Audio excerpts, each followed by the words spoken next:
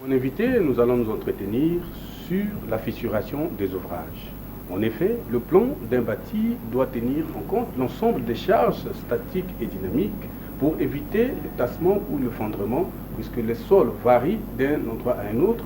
Il faut donc faire appel à un géotechnicien pour déterminer la faisabilité de l'ouvrage du point de vue technique et économique.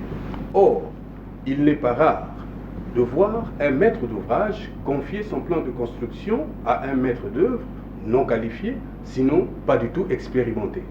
Une fois que la construction est achevée, l'une des conséquences immédiates que nous constatons, c'est l'apparition des fissures. À quoi sont donc dues ces fissures? Peut-on les éviter ou sont-elles reparables? C'est cet ensemble de questions et celles que vous voudrez bien poser à notre invité que nous allons répondre ce soir avec monsieur Brice Teklebono, qui est conseiller technique en construction et directeur général de la société Maison Traditionnelle. Monsieur Brice, bonsoir. Bonsoir. Et bienvenue donc sur le plateau de notre émission. Merci. Nous allons parler avec vous de la fissuration des ouvrages. Donc quand j'entends fissuration des ouvrages, c'est dans le domaine du génie civil, dans le domaine de la construction. Alors, qu'est-ce qu'on entend donc par fissuration? Bien, de façon synthétique, la fissuration se définit simplement comme étant une légère ouverture sur la surface des murs en aggloméré, c'est-à-dire communément appelé en briques, et agglo, et donc sur un béton, un mur en béton, et ce mur en béton est appelé voile. Donc, quand il y a dilatation, c'est en ce moment qu'on parle de fissuration. Alors, selon que nous avons affaire à une fissuration sur les agglomérés, oui, ou une fissuration sur la fondation, donc sur le béton, nous voyons très bien qu'il s'agit là des fissurations qui ne sont pas identiques. Quels sont donc les différents types de fissurations qu'on peut constater dans un ouvrage? Bien, dans un ouvrage, les fissurations sont constatées de façon différentielle. Nous avons des fissurations qui sont horizontales, il y a des fissurations qui sont obliques et d'autres fissurations sont sur la verticale. Et donc, c'est-à-dire, il y a trois types de fissurations. Oui. Déjà, pour être plus explicite, pour être un peu la lanterne à ceux qui nous suivent. Oui. Exactement, pour être clair à ce sujet, les fissurations horizontales sont sur la ligne horizontale. Tout le monde sait une ligne horizontale ce que c'est. Donc, c'est des fissurations qui se présentent sur les joints qui sont sur l'horizontale. Mais par contre, les fissurations obliques se présentent sur le plan oblique. Par exemple, si vous avez un mur qui a la forme d'un rectangle ou d'un carré, mais non, la fissuration qui se présente sur la diagonale de ce carré, c'est donc une fissuration qui est dite oblique. Mais non, sur la verticale, c'est suivant le plan vertical. C'est-à-dire que ça va du haut en bas ou du bas en haut. Voilà. Mais est-ce que le sol ou la nature du sol a un rôle à jouer en ce qui concerne les fissures? Bien évidemment. Bien évidemment, je m'explique. En matière de construction, nous avons plusieurs types de sols. Nous avons les types de terrain A, terrain B, terrain C. Je m'explique. Il y a des sols qui sont dits sols supposés bon sol. Ça veut dire que la résistance au poincement et la résistance à la flexion qui donc nous donne simplement l'effet statique, donc la stabilité de l'ouvrage. Il y a des sols qui sont communément appelés les sols boueux. Là, on constate que ces sols contiennent de la boue. De la boue, c'est de la terre noire. Et nous avons des sols qui sont présents dans les terrains marécageux. Nous avons des sols qui sont obtenus par un remblage fait à base des ordures. Et donc, ces différents sols-là présentent des effets différentiels. Donc, à chaque type de sol correspond une certaine mise en place une certaine mise en place des ouvrages, donc une technique appropriée pour chaque type d'ouvrage. Je m'explique.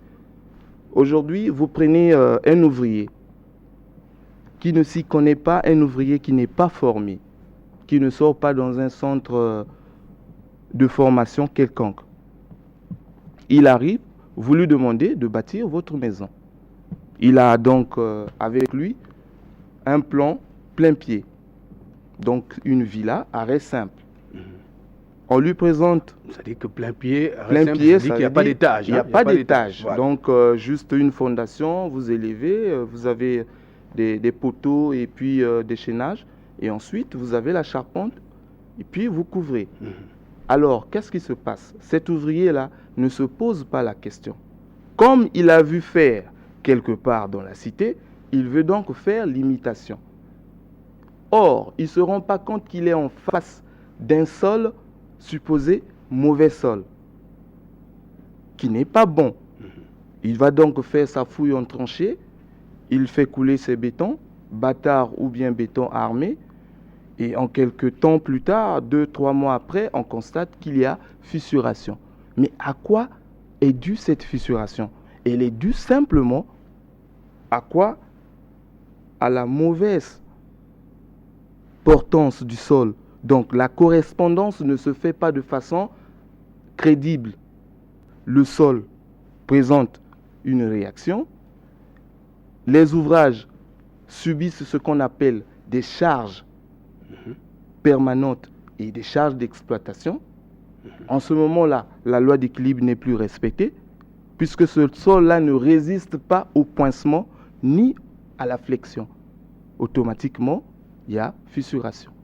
Ou l'ouvrage va s'enfoncer, ou l'éclatement va se produire. Et vite fait, on constate tout ce désagrément que vous voyez au niveau des bâtiments dans la ville.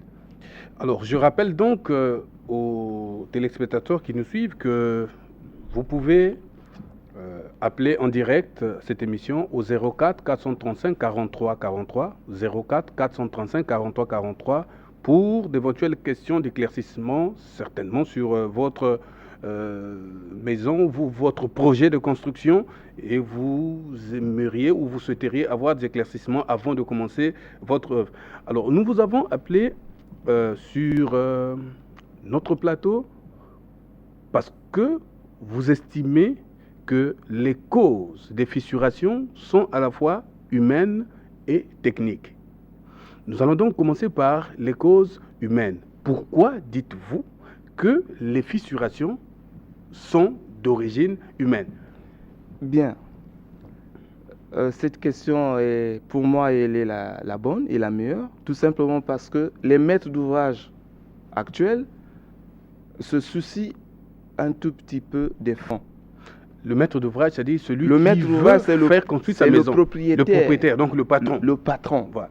Et donc, le patron, lui, aujourd'hui, il ne s'y connaît pas en la matière. Il a fait donc des économies. Je prends l'exemple d'un enseignant de l'école primaire. Il passe 5 à 10 mois ou 5 à 10 ans d'économie. Et donc, il décide de se faire construire une maison. Qu'est-ce qui va se passer? Il n'a donc pas besoin de contacter un technicien crédible, un ouvrier qualifié. Il va donc confier la construction de sa maison à un briquetier, que lui, il est chargé que de façonner les agglos. Puisque ce briquetier-là ne connaît pas les méthodes de mise en place des ouvrages, il va donc faire par tâtonnement, par copie. Donc j'insiste sur ce point, il faudrait qu'il y ait des centres pour avoir une main-d'œuvre qualifiée, pour avoir des ingénieurs, pour avoir des techniciens capables de vous mettre en place un ouvrage de qualité qui dure longtemps. Il faudrait que ces techniciens soient formés. Alors, donc à côté de la formation, nous avons pourtant des services habilités pour contrôler les ouvrages. Non? Bien sûr. Des services de contrôle. Et vous pensez que ce service de contrôle-là aussi pose problème, ce qui concerne le contrôle? Le service ne pose pas de problème. Mais je dirais que ce service ne fonctionne pas correctement. Tenez. Pourquoi vous le dites? Je le dis simplement parce que pour commencer une construction, vous devez avoir ce qu'on appelle l'autorisation de construire. Ou un permis de construire. Ou un permis de construire. Mais qu'est-ce que nous constatons? On constate que beaucoup de maisons sont en train d'être construites sans pourtant qu'il y ait une autorisation de construire. C'est un problème. Ce service ne travaille pas convenablement.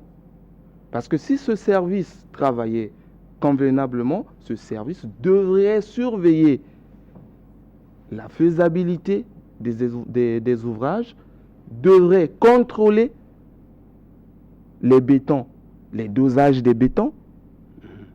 C'est ce qui ne se fait pas. Vous prenez un ouvrier de la rue non formé, il prend une brouette de gravier, il prend une brouette de sable et il prend deux sacs de ciment ou un sac de ciment, mais il ne sait pas qu'est-ce qu'il est en train de faire au juste. Quel type de dosage il a? Est-ce que c'est du 350 kg par mètre cube? Est-ce que c'est du 250 kg par mètre cube? Est-ce que c'est du 150? Il ne sait pas ce qu'il fait. Et donc il fait un dosage par instinct. Et il fait un dosage par instinct. Alors que ça devait s'apprendre à l'école. Ça devait s'apprendre. Ça s'apprend à l'école. Un ouvrier qui a appris à l'école raisonne différemment d'un ouvrier de la cité. Parce que il sait que si j'ai un béton armé à couler, par exemple, je prends l'exemple des fondations, il sait que je vais doser mon béton à 350 kg par mètre cube. Il sait ce qu'on appelle formulaire de dosage.